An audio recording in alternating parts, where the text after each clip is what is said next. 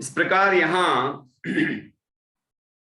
हमने 44वीं गाथा में ये समझा कि दर्शनोपयोग पूर्वक ज्ञानोपयोग किस तरह होता है।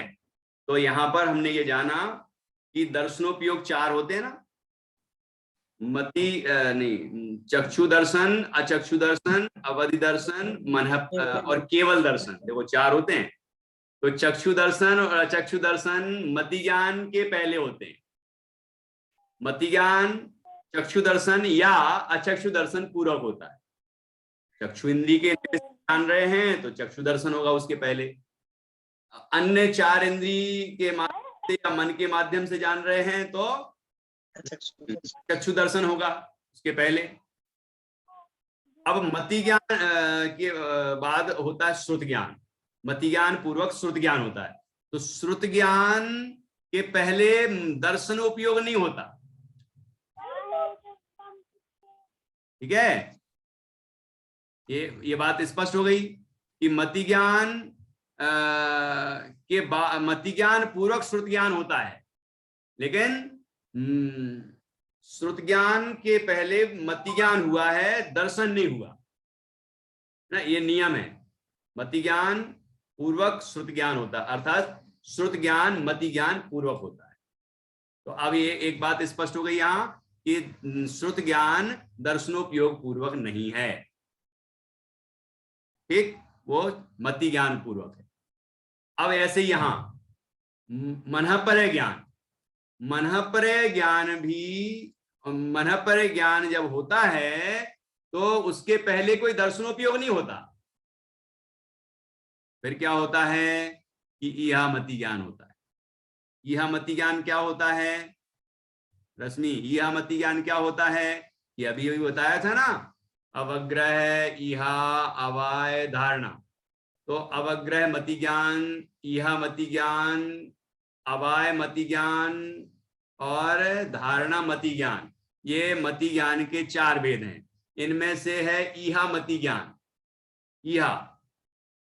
इहा का मतलब क्या है? जिज्ञासा, जानने की जिज्ञासा हुई। मुनिराज को जानने की जिज्ञासा हुई, क्या? मनःपरय ज्ञानी मुनिराज को, कि इसके मन में क्या चल रहा है, ये जिज्ञासा हुई। इहा, तो इहा मति ज्ञान हुआ, उसके बाद उन्होंने मनःपरय ज्ञान लगाया। तो जिस संबंध में जिज्ञासा हुई थी, जिसके मन के विषय को जानने की, मनःपरय ज्ञान से उसके मन के विषय को जान लिया। तो मनःपरय ज्ञान इहा मति ज्ञान पूर्वक होता है। मनःपरय ज्ञान इहा मति ज्ञान पूर्वक होता है। ये बात भी स्पष्ट हो गई। तो 4 ज्ञानों में, मति ज्ञान, श्रुत ज्ञान, अवधि ज्ञान, मनःपरय ज्ञान में मति ज्ञान और अवधि ज्ञान, ये जो 2 ज्ञान हैं, इनके पहले दर्शनोपयोग होता है। क्योंकि देखो 4 दर्शनोपयोग में तो 3 तो यही हो गए, 2 पहले हो गए चक्षु दर्शन और अचक्षु दर्शन मति ज्ञान के पहले, और दर्शन और अवधि दर्शन अवधि ज्ञान के पहले। अवधि ज्ञान के पहले होने वाले सामान्य अवलोकन को अवधि दर्शन कहते हैं। ये परिभाषा हमने पढ़ी थी। तो अब बचा केवल दर्शन। चौथा दर्शनोपयोग कौन सा होता है? केवल दर्शन। तो केवल दर्शन जो बचा वो केवल ज्ञान के साथ साथ होता है, वहां पूर्वक नहीं है कि केवल दर्शनोपयोग पूर्वक केवल ज्ञान उपयोग होता हो, ऐसा बिल्कुल नहीं है। केवल दर्शन के साथ साथ केवल ज्ञान होता है। अब आपसे प्रश्न है कि ऐसा क्यों होता है? ऐसा क्यों होता है बताइए, कोई बता सकते हैं तो अपने आप को अनम्यूट करके बता सकते हैं, है ना? क्रम नहीं है ना, अक्रम है। अक्रम से हैं। क्यों अक्रम से हैं? क्योंकि पूर्ण ज्ञान हो गया ना उनको। पूर्ण ज्ञान तो हो गया तो हमें कोई समस्या नहीं कि पूर्ण ज्ञान हो गया तो सब कुछ जानेगा, लेकिन ये दर्शनोपयोग पूर्वक क्यों नहीं होता? उसी समय दर्शनोपयोग हो रहा है, केवल दर्शन, और उसी समय केवल ज्ञान हो रहा है, ऐसा क्यों? क्रम नहीं आएगा उनके, बस। ये तो पक्का है कि क्रम नहीं आएगा, क्योंकि गाथा में है कि क्रम से नहीं होता है, एक पद होता है। लेकिन क्यों नहीं होता? कि देखो, केवल ज्ञान और केवल दर्शन ये दोनों युगपद होते हैं। क्यों होते हैं? कि दोनों संबंधी आवरण का क्षय हो गया है। केवल ज्ञानावरण, ज्ञानावरण कर्म का क्षय हो गया तो केवल ज्ञानावरण का भी क्षय हो गया, पांचों प्रकृतियों का क्षय हो गया। तो केवल ज्ञान भी पूरा प्रकट है, प्रति समय जानेगा वो, ठीक है, प्रति समय जानेगा वो, क्योंकि क्षयोपशम नहीं है कि क्रम पड़े उसमें। ठीक, अब दूसरा कि केवल दर्शनावरण कर्म का भी क्षय हो गया है।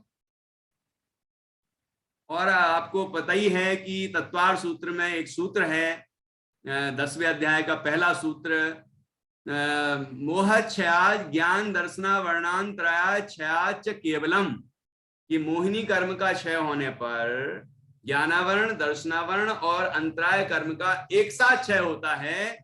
और केवल, केवलम, केवली भगवान होते हैं वो, जिनको अनंत चतुष्टय होता है। अनंत चतुष्टय, अनंत दर्शन, अनंत ज्ञान, अनंत सुख, अनंत भी एक साथ होते हैं। तो दर्शन भी पूरा प्रकट है,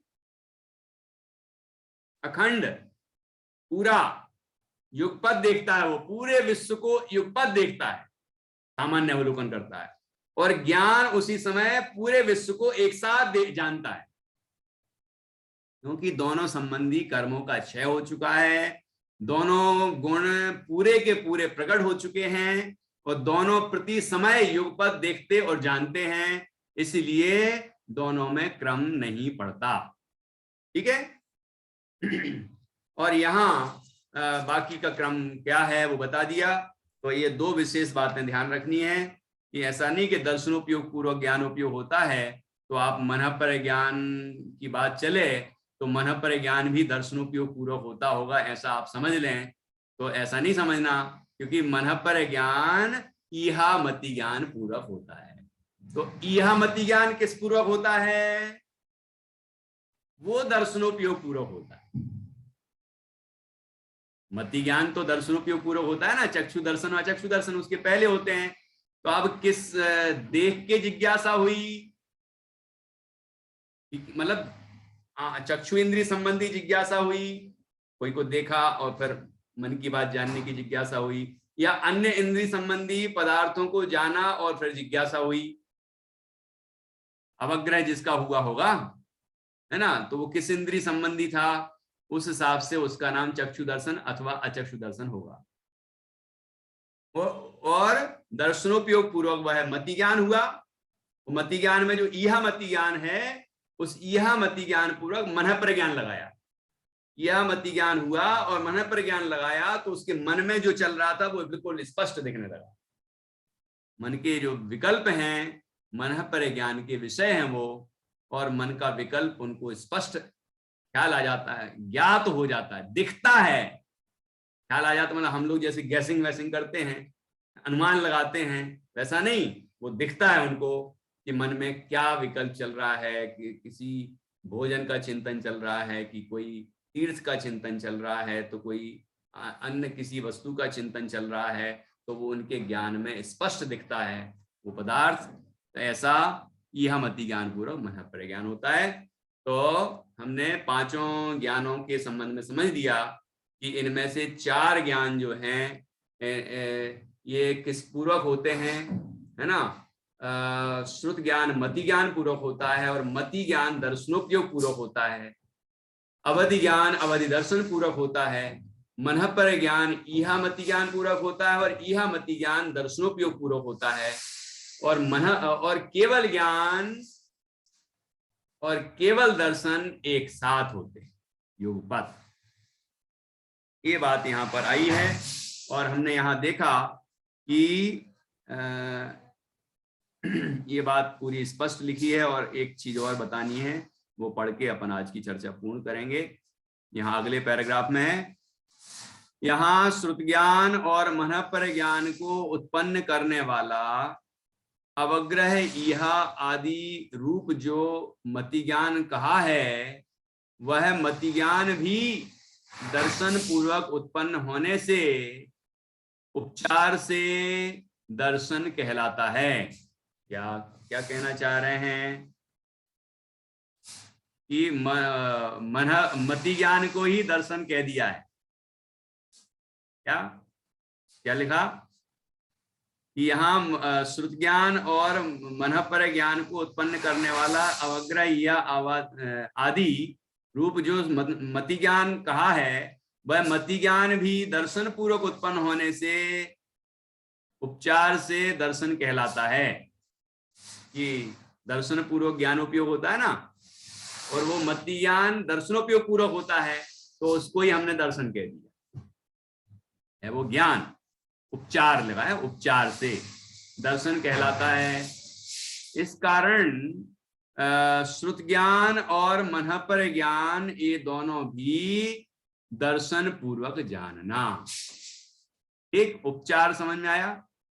उपचार से श्रुत ज्ञान और मनःपर ज्ञान को भी दर्शन पूर्वक कहा है, लेकिन यहाँ दर्शन पूर्वक का अर्थ मति ज्ञान को ही उपचार से दर्शन कह दिया, क्योंकि छदमस्त को कोई भी ज्ञान मति ज्ञान दर्शनोपयोग पूर्वक होता है, इसलिए मति ज्ञान को ही दर्शन कह दिया। और क्योंकि मति ज्ञान जो है वो दर्शनोपयोग पूर्वक हुआ है, तो इतने 3 स्टेप नहीं लिए। ये जो श्रुत ज्ञान हुआ, उसके पहले मति ज्ञान हुआ, उसके पहले दर्शनोपयोग हुआ, तो हमने सीधा उस मति ज्ञान को ही उसके पहले होने वाले दर्शन का के साथ उपचार करके, अभेद करके हमने मति ज्ञान को ही दर्शन किया। ऐसा उपचार समझना, अभेद में अभेद कर दिया, उपचार है ये। ठीक है, इसलिए यह कथनचित दोनों बातें स्पष्ट हो गई कि वस्तुतः तो श्रुत ज्ञान और मनःपर ज्ञान मति ज्ञान पूर्वक होते हैं, दर्शनोपयोग पूर्वक नहीं होते हैं, है ना। ये स्पष्ट हो गया विषय। अब लेकिन उस मति ज्ञान के पहले दर्शनोपयोग होता है, इस कारण से मति ज्ञान को ही दर्शनोपयोग कह दिया उपचार से, हैं। और फिर कहा कि श्रुत ज्ञान और मनःपर ज्ञान भी दर्शनोपयोग पूर्वक होते हैं उपचार से। यहां भी उपचार लगाया, उपचार समझ में आया। इस कारण श्रुत ज्ञान और मनःपर ज्ञान ये दोनों भी दर्शन पूर्वक जानना। इस प्रकार छदमस्तों को आवरण वाला क्षयोपशम ज्ञान होने से दर्शन पूर्वक ज्ञान होता है। देखो अभी अपन ने समझा ये विषय कि छदमस्तों को आवरण वाला क्षयोपशम ज्ञान होने से दर्शन पूर्वक ज्ञान होता है, आवरण के कारण। ठीक है, अब देखना, केवली भगवान को निर्विकार स्वसंवेदन से उत्पन्न निरावरण छाया ज्ञान होने से मेघ रहित सूर्य के युगपत आतप और प्रकाश की भांति दर्शन और ज्ञान दोनों युगपत ही होते हैं, ऐसा जानना। जैसे सूर्य के ऊपर बादल नहीं है, बादल हट गए हैं, तो क्या क्या होता है, धूप मतलब गर्माहट भी लगती है और प्रकाश भी होता है। दोनों चीजें एक साथ होती है ना, गर्माहट और प्रकाश दोनों युगपद होते हैं, एक साथ होते हैं। ऐसे ही छायक होने से, केवल भगवान को छायक ज्ञान होने से उनको दर्शन और ज्ञान दोनों युगपद, दर्शन भी छायक है और ज्ञान भी छायक। ठीक, अब अंतिम बिंदु, प्रश्न, छदमस्त शब्द का अर्थ क्या है?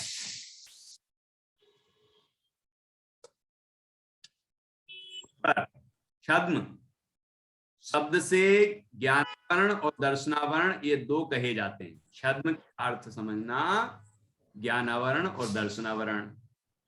उस छद्म में जो रहता है वह छद्मस्त है। ठीक है, छद्मे स्थिता इति छद्मस्था, छद्म में जो रहता है उसे छद्मस्त कहते हैं। सरल भाषा में समझें तो आवरण सहित ज्ञान और दर्शन में जो स्थित है उसे छद्मस्त कहते हैं। जिस जीव को ज्ञानावरण और दर्शनावरण मौजूद है कर्म, उन सभी जीवों को छद्मस्त कहते हैं, निगोदिया से लेके 12वें गुण स्थान वर्ती मुनिराज तक सबके ज्ञान वर्ण दर्शन वर्ण कर्म मौजूद हैं, है ना। आवरण सहित ज्ञान दर्शन है उनके, इसलिए वो सभी छद्मस्त हैं, हम सभी भी छद्मस्त हैं। आगे ख्याल में छद्मस्त का इस प्रकार तर्क के अभिप्राय से सत्तावलोकन रूप दर्शन का व्याख्यान किया। आगे जो इसका और विस्तार है वो आप स्वयं उसका स्वाध्याय करें। कोई विशेष बात आपको पूछनी हो तो आप पूछ सकते हैं। बाकी हम अगली गाथा पढ़ेंगे 45वीं, है ना, अगली गाथा पढ़ेंगे। यहाँ तक ये विषय पूर्ण हो गया।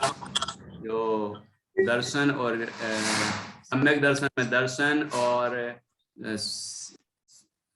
यहाँ ज्ञान दर्शन में दर्शन, दोनों में क्या अंतर है ये भी अपन ने समझ ही लिया है। ये विषय भी आगे और पहले आया है तो अपन ने ये विषय भी समझ लिया है। अब हम कल 45वीं गाथा पर करेंगे और यहाँ की चर्चा आज पूर्ण करते हैं। निर्वाणी स्तुति करेंगे। किसी को कुछ प्रश्न पूछना हो तो कल आप पूछ सकते हैं, ठीक है। अभी अपन निर्वाणी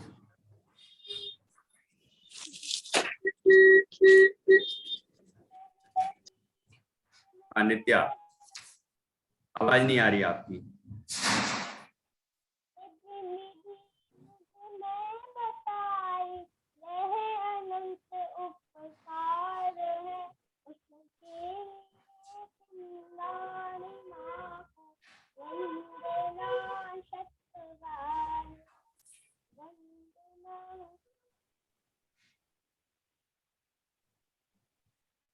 वृदाल सांग जिनवाणी माता की जय, महान जिन धर्म की जय।